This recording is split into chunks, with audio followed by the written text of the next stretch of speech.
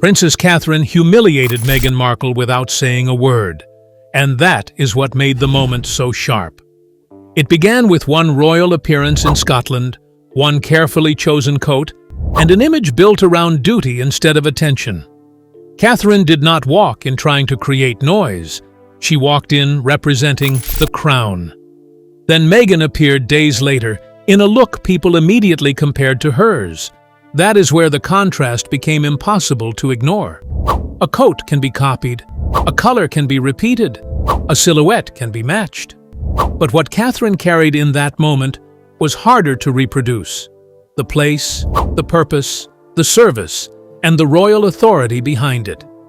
That is why the comparison turned against Meghan so quickly. So what did Princess Catherine do in Scotland that made Meghan's copy look powerless? Catherine's Scottish appearance began with duty, not a fashion announcement. She and Prince William traveled to Stirling and Falkirk for 3 engagements supporting sport, community organizations, and traditional craftsmanship. The schedule placed them among athletes, local workers, and people preserving Scottish skills. William and Catherine appeared in Scotland under the titles Duke and Duchess of Rothesay. They were not celebrity guests passing through for photographs. Their presence represented the monarchy, and every part of Catherine's clothing had to work inside that official role. Catherine arrived in a full-length blue tartan coat with a fitted waist, double-breasted front, and strongly structured shoulders. Its shape was formal enough for royal duty, but practical enough to carry her through several different engagements. The blue and white colors reflected the Scottish saltire, tying the design directly to the country she had come to serve. The coat had been created with bespoke tailor Chris Kerr and Scottish textile company Johnstone's of Elgin. Catherine did not simply select a familiar luxury label from a seasonal collection. The shape, fabric, and tartan had been developed for this appearance. She paired the coat with a navy turtleneck, a kilt-inspired skirt, and suede boots. Nothing competed with the Scottish theme. The complete image connected her royal rank to British design and the culture surrounding the visit. At the National Curling Academy, Catherine joined the day's sporting activity. Later, inside Radical Weavers, she removed the coat and worked at a loom. William was photographed carefully, holding and folding the garment while she participated. The small moment showed that the coat belonged to the work, rather than existing only for the cameras. Catherine's appearance succeeded because clothing, location, and duty carried the same message. The coat attracted attention, then led that attention toward Scottish craft. She did not need to explain why it had been chosen. The design explained itself through the places she entered. 5 days later, Meghan appeared in another long navy coat over a pale sweater and dark trousers. The similarities were immediate. But Catherine's Scottish visit had already established something Meghan's later silhouette could not reproduce: an image built around official service. Meghan and Harry arrived in Park City, Utah, for Sundance as executive producers of Cookie Queens. The documentary followed young Girl Scouts during cookie selling season, placing the couple at the festival as media producers rather than representatives of the crown. During Meghan's first appearance, she wore black flared trousers, a black sweater, and a long chocolate-brown cashmere coat. On January 25, 2026, her wardrobe shifted. She returned in a full-length navy coat, pale sweater, dark trousers, and pointed shoes. The outer layer was the Heidi Merrick fog coat. It had a belted waist, a softly structured form, and a description that referred to English-inspired tailoring. Meghan's hair was pulled into a sleek bun, adding the same controlled restraint often associated with Catherine's official wardrobe. The timing created the problem. Catherine had appeared in Scotland only 5 days earlier, wearing a full-length blue coat over a dark base. Both women used deep blue, long tailoring, a narrow waist, and clean winter styling. Viewed separately, each outfit worked. Viewed together, the resemblance became difficult to dismiss. Meghan had worn navy coats before. No color belonged to Catherine alone, and long outerwear was not unusual in winter. Yet Catherine's bespoke design had dominated royal fashion coverage only days earlier. Meghan's second Sundance appearance arrived while that image was still fresh. Instead of moving Meghan further into an independent American identity, the navy coat pulled her back toward Princess Catherine's wardrobe. Every similar detail encouraged viewers to place the two appearances side by side. Scotland against Utah, royal duty against media promotion, bespoke tartan against a commercial luxury coat. The comparison became uncomfortable because it did not stop at appearance. Catherine's coat had been made for the location and the people she was meeting. Meghan's coat shaped her image at a premiere connected to Archewell Productions. The resemblance drew attention to those different purposes. Meghan could recreate the colors and controlled silhouette. She could not recreate the setting Catherine had carried inside them. The closer the two coats appeared, the more clearly their meanings moved apart. Catherine's coat was not a standard garment sent to the palace by a stylist. She had collaborated with Chris Kerr and Johnstons of Elgin to develop a piece connected specifically to the Scottish engagement. Its origin was part of its meaning. The custom tartan fabric had been woven for the design. Its colors reflected Scotland rather than a temporary trend. The strong shoulders, fitted waist, and long line created a memorable royal silhouette. But the material prevented the coat from becoming detached from the place. Catherine then wore it at Radical Weavers, an organization preserving hand-weaving skills and using craft to support people facing social isolation. Her clothing reinforced the work taking place around her. Once inside, she removed the coat and sat at a loom, giving the people and their craft the center of the engagement. Meghan's Heidi Merrick coat operated differently. It was a commercially available design offered in several colors. The references to English tailoring gave it a heritage mood, but the garment existed independently of Sundance. It had not been created for the Girl Scouts, Park City, or the production Meghan and Harry were promoting. Catherine's garment existed because of royal representation. Meghan used an existing luxury product to shape a polished public image. Neither purpose made the coat unattractive. The difference appeared when the two were presented as though they carried the same authority. The resemblance therefore worked against Meghan. A viewer who noticed only color might see two elegant navy coats. A viewer who looked further found Scottish fabric, British craftsmanship, royal titles, and community work on Catherine's side. Meghan's side offered styling and a red carpet appearance. The detail Meghan could not reproduce was not hidden in a button or a seam. It was the official Scottish duty surrounding Catherine.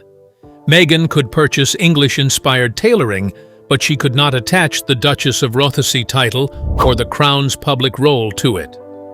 The Sundance coat did not create the copying question by itself.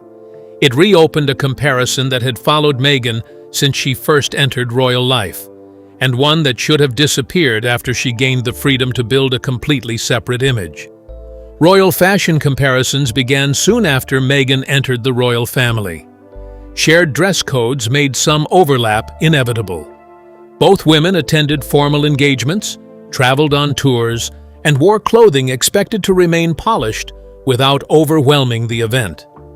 During Meghan and Harry's 2018 tour of Fiji, Meghan wore a pink floral dress, while Harry appeared in a blue floral shirt. Royal watchers compared the coordinated image with Catherine and William's floral clothing during their 2012 Solomon Islands tour. Other comparisons followed. Meghan wore tartan, structured coats, belted dresses, and polished neutral outfits associated with Catherine's working wardrobe. Similar colors did not prove personal intent. Royal dressing often demanded the same practical answers. The pattern became more noticeable after the relationship between the two couples deteriorated. Every repeated silhouette appeared against a wider public separation. Clothing that might once have looked like shared palace guidance began to look like one woman returning to the other's established visual language. Meghan left working royal duties in 2020.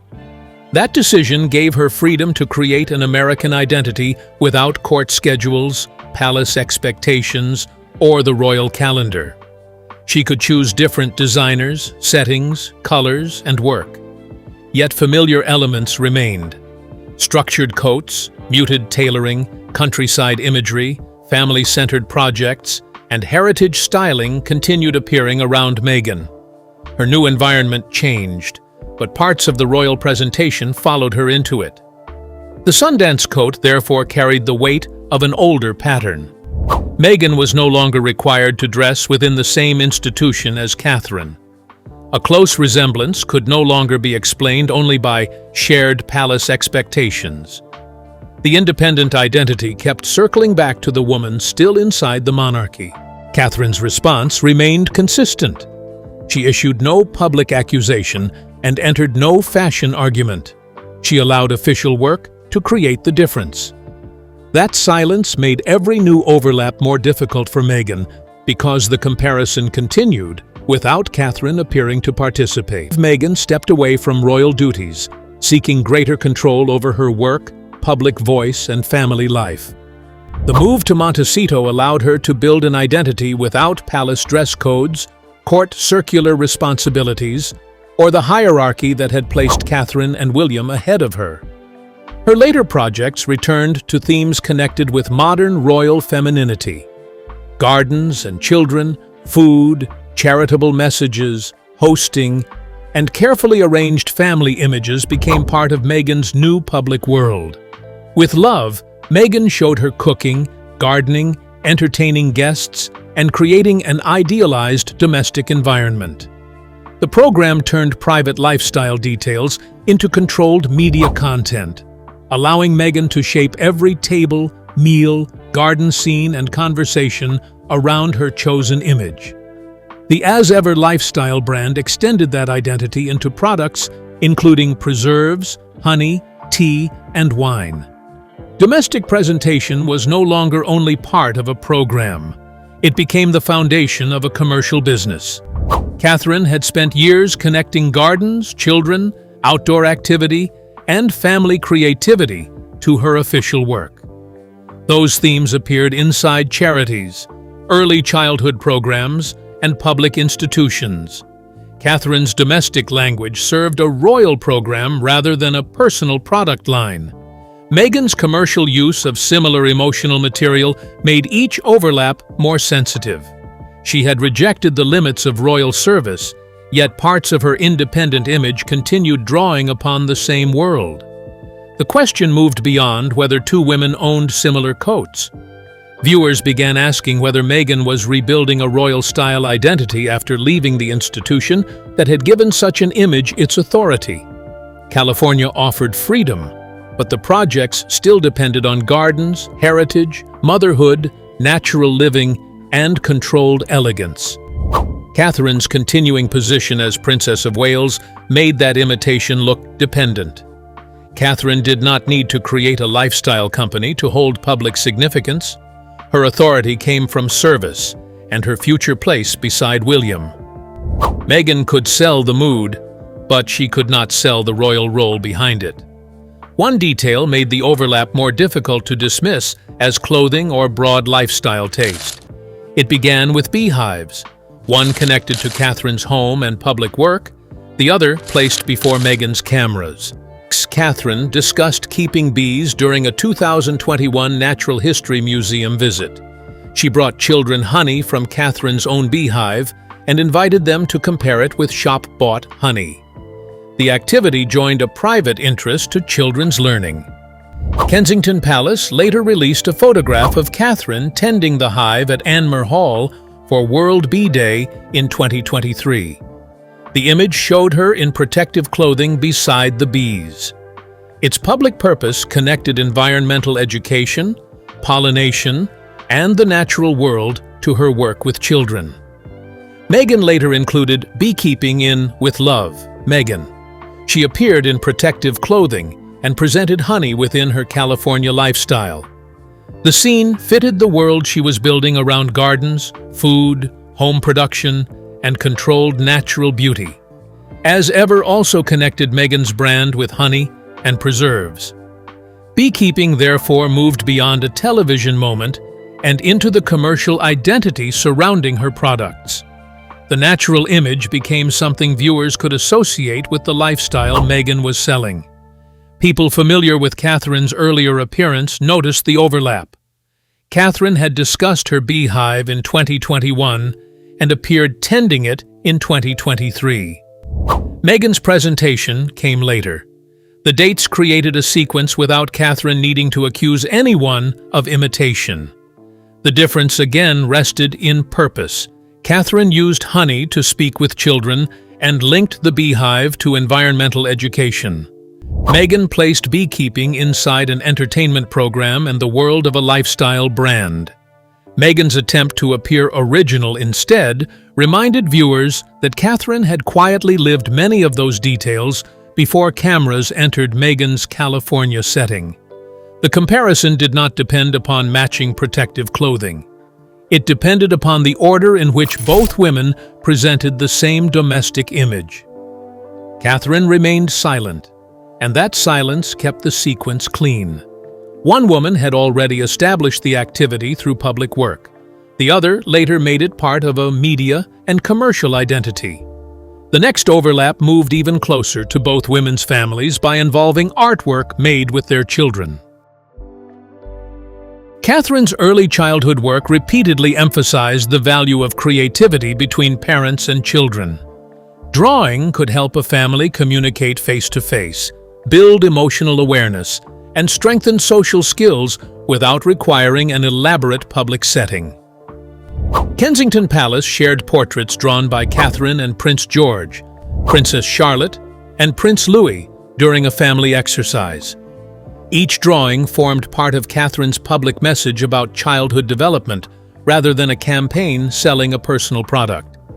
The artwork linked Catherine's home life to the Royal Foundation Center for Early Childhood. Family creativity supported a wider program focused on how children develop emotionally and socially. The personal image led back to public work. Meghan later released an as-ever mood board containing handwritten notes, personal photographs, artwork, and a star connected to Prince Archie. The presentation placed a child's creative contribution inside the visual world of Meghan's lifestyle business. Online observers compared that use of family artwork with Catherine's earlier post. Once again, the surface looked similar, a mother presenting creativity made with her children. The context produced the separation. Catherine's portraits had been connected to early childhood development. Meghan's mood board helped promote a commercial brand. The same emotional material, motherhood, handwriting, children's art, private affection, served two very different public purposes. The comparison became more personal because both women were shaping public identities around motherhood. Meghan was no longer merely wearing a similar coat or appearing in beekeeping clothes. Her maternal presentation seemed to return to the language Catherine had already placed inside official work. Catherine's established program made Meghan's later mood board look like an effort to recreate not only a visual style, but also the emotional tone surrounding Catherine's family. Meghan controlled her brand and cameras, but she could not control the order of the public appearances, or the royal position Catherine carried through them. Catherine's strongest advantage was not found in clothing, gardening, or family photographs. It came from the position created on September 9, 2022, when Charles made William Prince of Wales and Catherine became the new Princess of Wales. The title placed Catherine directly beside the heir to the throne. Her public work was no longer attached only to her present engagements. Every appearance also pointed toward the monarchy's future and her eventual position as Queen Consort. Meghan retained the title Duchess of Sussex, but she no longer represented the sovereign as a working member of the royal family. Her title remained part of her identity, while the official authority once attached to her public duties stayed in Britain. Catherine could enter state ceremonies, diplomatic events, national commemorations, and royal engagements with authority supplied by the Crown. Her presence carried constitutional continuity even when the event itself focused on sport, weaving, children, or community work. Meghan could build international attention through Netflix, Archewell, and As Ever. Those platforms could provide audiences, production control, and commercial reach. They could not provide constitutional standing or a permanent place beside the next king. That difference made copying Catherine's visual language dangerous. Every similar coat, family image, countryside activity, or domestic project encouraged viewers to compare a private commercial figure with Britain's future queen. Meghan's freedom could not erase Catherine's royal significance. In fact, the freedom made the resemblance harder to explain. Meghan could choose almost any direction, yet her presentation repeatedly moved close to imagery already associated with Catherine. Catherine's refusal to answer the comparisons increased her strength. Meghan appeared trapped in a contest Catherine did not publicly acknowledge. The obstacle was not a hostile palace statement or a dress code. It was Catherine's permanent position beside William. A position styling could imitate but never obtain. Catherine did not remain beside photographers explaining her coat. She moved through Stirling and Falkirk, supporting athletes, organizations, businesses, and traditional weaving.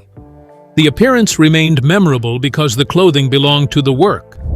At the National Curling Academy, she joined Team GB athletes on the ice ahead of the Winter Olympics. The activity moved attention away from the coat and toward sport. Catherine's clothing stayed polished, but it did not prevent her from participating. At Radical Weavers, she removed the coat and worked at a loom. William carefully folded the garment while Catherine focused on weaving. The image showed support between the future king and queen without requiring a planned statement. The coat gained meaning from that day. Its tartan connected to Scotland. Its makers represented Scottish craftsmanship. Its wearer carried the Duchess of Rothesay title. Inside the weaving organization, the people behind the craft took attention. Meghan's Sundance wardrobe appeared within a promotional red carpet setting tied to a film she and Harry had executive produced. Her navy silhouette arrived without Catherine's official duty, Scottish title, or direct connection to local heritage. The humiliation came through contrast rather than confrontation. Catherine's image carried work, place, succession, and public responsibility. Meghan's later version carried resemblance. The closer the styling appeared, the more the missing royal context stood out. Catherine had already moved on by the time Meghan reached Sundance. She did not respond, change her schedule, or allow the comparison to interrupt her work. The debate followed Meghan because her appearance came second. Duty delivered Catherine's answer. She had worn blue first, but that was not the decisive point.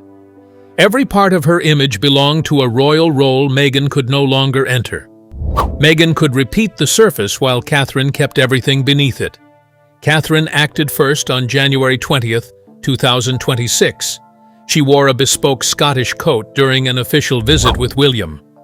British craftspeople had shaped it, heritage fabric gave it meaning, and its colors connected directly to Scotland.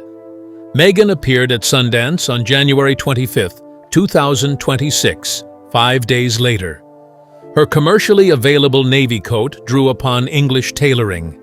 The pale sweater, dark trousers, long blue outer layer, and restrained styling recreated the controlled winter language Catherine had just presented.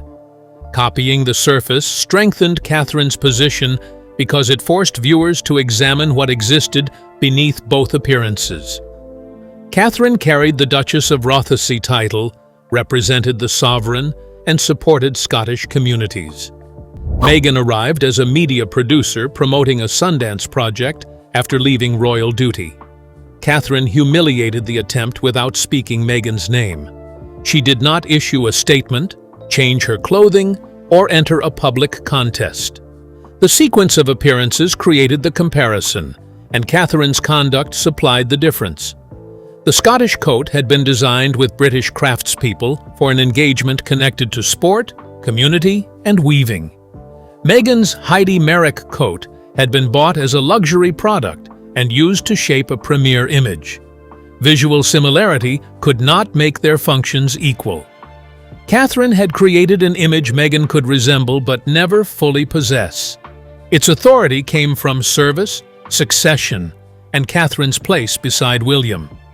Meghan could purchase another coat, recreate another hairstyle, or build another countryside campaign. She could not copy Catherine's position as the future queen. The attempt backfired because it turned Meghan's Sundance appearance into a reminder of everything she had left. Royal duty had once given her access to the same institutional world.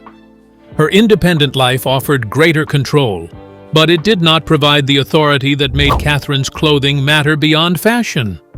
The older comparisons made the result harder to escape. Floral coordination, tartan coats, neutral tailoring, domestic imagery, beekeeping, and children's artwork had all created earlier parallels. The navy coat brought those separate moments back into one public pattern. Catherine's advantage remained that she did not need to prove originality through argument. Her projects carried dates, institutions, titles, and public responsibilities. Meghan's later use of similar imagery allowed viewers to construct the order for themselves. The humiliation was therefore quiet and complete. Meghan tried to build an independent public image, yet the resemblance placed her back inside Catherine's shadow. Instead of making Meghan look royal, the coat reminded people that Catherine still occupied the royal future. Meghan could copy the color. She could copy the long silhouette. She could copy the narrow waist, pale sweater, dark trousers, or restrained hair. She could not copy official royal service, the Duchess of Rothesay title, or Catherine's place beside the heir. Catherine's response was to continue working. She allowed Scotland, the craftsmen, the athletes, and the weavers to give her image meaning. Meghan's response did not matter because the comparison had already been created by the timing. That was how Catherine humiliated Meghan without entering the dispute. She made the original appearance inseparable from duty. Meghan reproduced enough of its surface to invite comparison, then arrived without the one element viewers noticed most: the crown. Catherine remained inside the monarchy Meghan had left in 2020. She continued toward queenship beside William. Meghan watched from the independent commercial world she had chosen, carrying a familiar image that only made the distance between them clearer. Catherine never entered a public competition with Meghan. She simply continued carrying the royal position imitation could not reach.